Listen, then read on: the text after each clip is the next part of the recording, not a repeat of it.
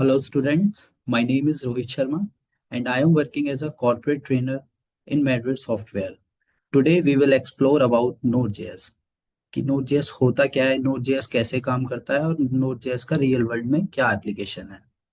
ये है हमारी वेबसाइट मैड्रिड सॉफ्टवेयर। यहाँ पे आप डिफरेंट डिफरेंट टेक कोर्सेज में इनरोल कर सकते हैं, जैसे कि आर्टिफिशियल इंटेलिजेंस है, फुल स्टैक डेवलपमेंट है, डिजाइनिंग कोर्सेज भी हैं जो हम ऑफर करते हैं, और सम मार्केटिंग कोर्सेज भी। तो चलते हैं अपना नोड जेएस के पास। नोड जेएस क्या है? So node JS is a JavaScript run time. तो यहाँ पे रन टाइम का मतलब ये है, जैसे हम कोई वीडियो प्ले करते हैं, तो वीडियो प्ले करने के लिए हमें हमारे पास एक वीडियो प्लेयर होता है फोन के अंदर या फिर लैपटॉप के अंदर, वीएलसी मीडिया प्लेयर। तो वीडियो प्ले करने के लिए जिस तरह हमें एक वीडियो प्लेयर की जरूरत है, ऐसे ही जावास्क्रिप्ट को रन कराने के लिए हमें एक रन टाइम की जरूरत है। और उसी रन टाइम का नाम क्या होता है? Node JS. ओके। अब देखते हैं इसके आर्किटेक्चर को। इसका आर्किटेक्चर किस तरह से काम करता है। तो इसका जो आर्किटेक्चर है वो V8 इंजन पे बेस्ड है। अब इंजन का मतलब क्या है? कोई हार्डवेयर कंपोनेंट नहीं है यहाँ पे। इन सॉफ्टवेयर एवरीथिंग इज कोड। तो ये जो इंजन का कोड है, ये सी का एक कोड होता है, सी लैंग्वेज का एक कोड होता है, जिसकी मदद से जावास्क्रिप्ट रन करती है। अब रन कहाँ पे करेगी? ये जावास्क्रिप्ट और ये सी का कोड ये रन करता है आपका ऑपरेटिंग सिस्टम्स पे।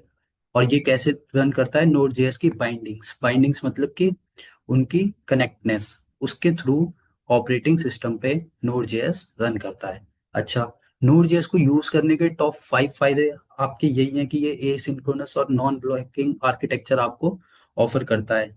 दूसरा, ये इवेंट ड्रिवन आर्किटेक्चर आपको ऑफर करता है। इसका एग्जीक्यूशन बहुत ज्यादा फास्ट होता है, ये स्केलेबल बहुत ज्यादा है, इससे हम ह्यूज बैकएंड्स लिख सकते हैं।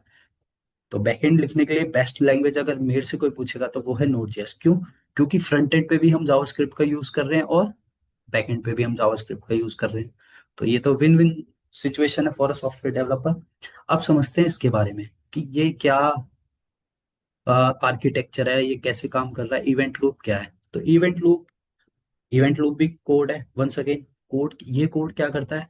अगर मान लो मेरे को कोई फाइल इनपुट करना है या फिर कोई नेटवर्क कॉल लगानी है, तो अगर वो सीधे सीधे कोड हमारा एग्जीक्यूट होगा, क्योंकि जावास्क्रिप्ट सिंगली थ्रेडेड लैंग्वेज होती है और इसमें फ्लो टॉप से बॉटम जाता है।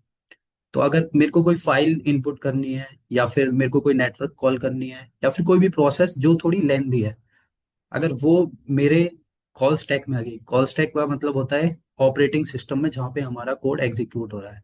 अगर बीच में कोई फाइल आ जाती है, तो वो क्या कर देगी? ब्लॉक कर देगी फ्लो को। फ्लो टॉप से बॉटम जा रहा था नोड जेएस का, तो उस फ्लो को, वो फ्लो अपना पैरेलली एग्जीक्यूट होता रहे और वो पूरा फ्लो ब्लॉक ना हो। तो उसके लिए जो पर्सन रिस्पॉन्सिबल है या फिर जो आर्किटेक्चर रिस्पॉन्सिबल है, वो है आपका इवेंट लूप का।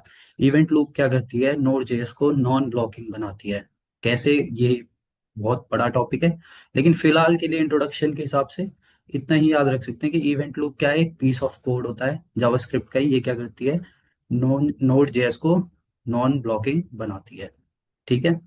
और ब्लॉकिंग ऑपरेशंस क्या क्या हो सकते हैं? जैसे कि फाइल सिस्टम्स हो गए आपके, मतलब फाइल सिस्टम मतलब कोई भी फाइल को इनपुट कराना या फिर कोई भी फाइल का आउटपुट कराना। तो ये प्रोसेस थोड़ा सा लेंदी होता है, तो इसकी वजह से फ्लो डिस्टर्ब ना हो, तो इवेंट लूप क्या करता है?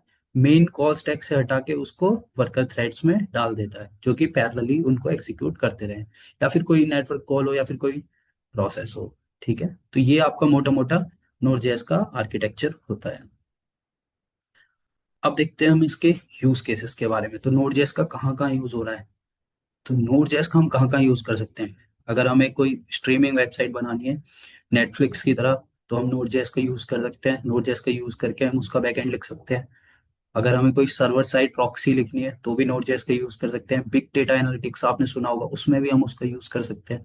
वायरलेस कनेक्टिविटी बनानी है, आईओटी डिवाइसेस वगैरह अगर हमें कनेक्ट करने, तो भी नोड जेएस का यूज हो सकता है। सीआरएम्स बनाने हैं, मॉनिटरिंग डैशबोर्ड्स बनाने हैं, रियल डेटा सर्व करना है, तो भी आप नोड जेएस को यूज कर सकते हैं। आपका चैटबॉट्स, ये फील्ड बहुत ज्यादा पॉपुलर होती जा रही है। जैसे ही ये फील्ड पॉपुलर हुई, नोड जेएस ने इसका भी सपोर्ट हमें प्रोवाइड कर दिया। अब हम चैटबॉट्स वगैरह भी नोड जेएस का यूज करके बना सकते हैं। वेब स्क्रैपिंग कर सकते हैं, ऑटोमेशन कर सकते हैं, रेस्ट एपीआई लिख सकते हैं नोड जेएस का यूज करके। तो ये होता है हमारा नोड जेएस। अब इसको एक्सप्लोर करेंगे इसकी रेपो में जाके। तो नोड जेएस का जो कोड है आपका, नोड जेएस। तो नोड जेएस का जो कोड है वो ओपन सोर्स है। ओपन सोर्स का मतलब नोड जेएस का कोड बिल्कुल फ्री है, कोई भी यूज कर सकता है। और आप उसमें अपडेट भी कर सकते हैं अगर कम्युनिटी अलाउ करती है। तो ये है आपकी नोड जेएस। ठीक है, आप इसको और भी एक्सप्लोर कर सकते हैं। इसका कोड दिखाता हूँ आपको। Node JS Git.